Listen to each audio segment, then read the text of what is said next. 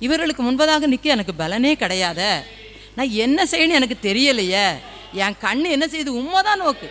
இப்படி நமக்கு விரோதிகள் வரும் பொழுது, விரோதமான காரியங்கள் நம்முடைய குடும்பத்தில் வாழ்க்கையில் செயல்படும் பொழுது, நம்ம கண்கள் உலகத்தையோ உலக பண பலத்தையோ படை பலத்தையோ ஆள் பலத்தையோ நம்ம நம்பாமல் ஆண்டவரை மாத்திரம் நம்மை தாழ்த்தி நோக்கி பார்ப்போம். அவர் ஜெயம் தரும் அபிஷேகத்தை, விரோதிகளின் மத்தியிலே நமக்கு ஜெயம் கொடுக்கிற அபிஷேகத்தை அனுப்பி நமக்கு என்ன தருவார்? ஜெயம் தருவார். தருவாரா தரமாட்டாரா? நிச்சயமாக தருவார். யாருக்கு இந்த ஜெயத்தை கொடுத்த ஆண்டவர்? யாருக்கு இந்த ஜெயம் கொடுத்தாரு? யோசபாத் ராஜாவுக்கு ஜெயம் கொடுத்த ஆண்டவர் நமக்கும் கண்டிப்பாக என்ன செய்வார்?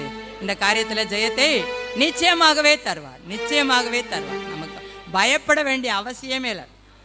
எதை குறிச்சும் கவலைப்பட வேண்டாம். நீங்கள் பயப்படாதீங்க. உங்களுக்கு இந்த யுத்தம் உங்களுடையது கிடையாது, இது யார்? கர்த்தருடையது. நீங்கள்